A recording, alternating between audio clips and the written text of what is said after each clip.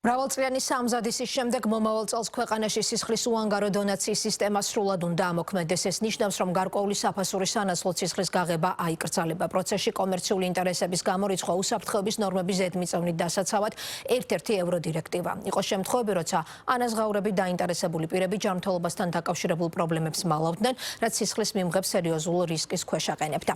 ახალი სისტემის დანერგვამდე უანგარო დონორთა წამახალისებელი კამპანია აქტიურად მიმდინარეობს. კამპანიის ფარგლებში დღეს პირველი არხიც დააჯილდოვეს ჯილდო ტელევიზიამ სათანადო გაშუქების და უანგარო დონაციაში აქტიური მონაწილეობის გამო მიიღო. ქვეყანა სისხლის უანგარო დონორობაზე გადასვლისთვის ემზადება. ამისთვის წლებია სამზადისი მიმდინარეობს და როგორც სფეროს სპეციალისტები ამბობენ, მომავალი წლიდან სისხლის დონაცია სრულად უანგარო გახდება. ეს ნიშნავს იმას, რომ ფულადი ან სხვა სახის ანაზღაურების სანაცვლოდ სისხლის გაღება აიკრძალება. ცვლილების მიზეზი ისაა, რომ მატერიალურად დაინტერესებული დონორი შესაძლოა მალავდეს გარკვეულ ინფორმაციას მის ჯანმრთელობასთან დაკავშირებით.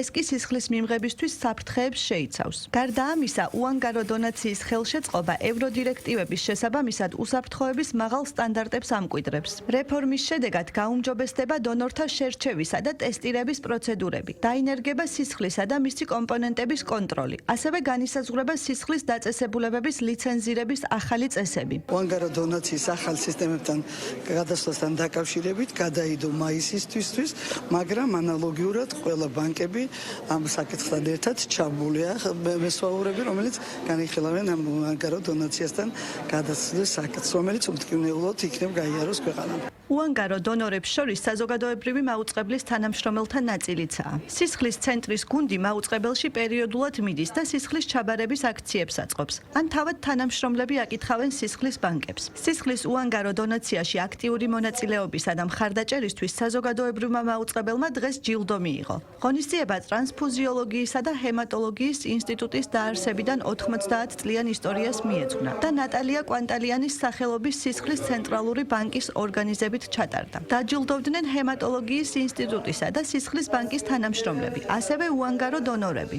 სისხლის გადასხმა, რა თქმა უნდა, ძალიან მნიშვნელოვანია, ჩემთვის დიდი პატივია დღევანდელ ღონისძიებას ვესწრებოდი, ისევე როგორც დიდი პატივია ვიყო დონორი, იცით რომ დონაცია არის ძალიან მნიშვნელოვანი, ერთი ადამიანის მიერ გაღებულ სისხლს შეუძლია სამი ადამიანის სიცოცხლე გადაარჩინოს და განსაკუთრებით მნიშვნელოვანი იმ რეფორმის ფონზე, რომელიც უკვე მომავალი წლიდან დაიწყება, ჩვენ როგორც უანგაროდ უნდა გავცეთ სისხლი, ასევე კლინიკებმა ყველაფერი უნდა გააკეთონ იმისათვის, რომ ეს სისხლი სასწრაფოდ მოხდეს მათთვის, ვისაც ამის საჭიროება აქვს.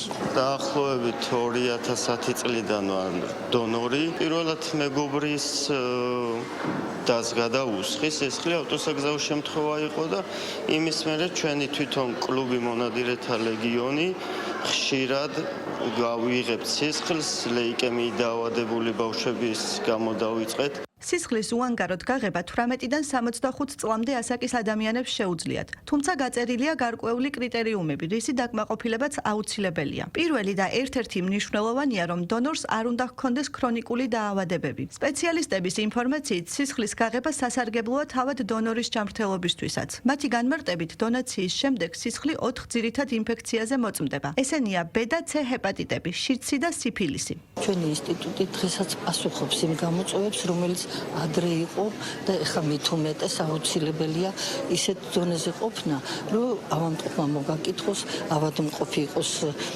სრულად ერკვეოდეს თავის დიაგნოზში და იყოს მისი მკურნალობა საერთაშორისო დონეზე. ჩვენს ავადმყოფებს სისხლი ყოველდღიურად ჭირდებათ. სფეროს სპეციალისტები აცხადებენ, რომ დონაციის გარდა სისხლის პროდუქტების მიღების სხვა გზა არ არსებობს. ამიტომ უამრავი პაციენტისთვის სიცოცხლის შენარჩუნების ერთადერთი გზა ადამიანების მიერ კეთილი ნების გამოჩენა და სისხლის უანგაროდ გაღებაა.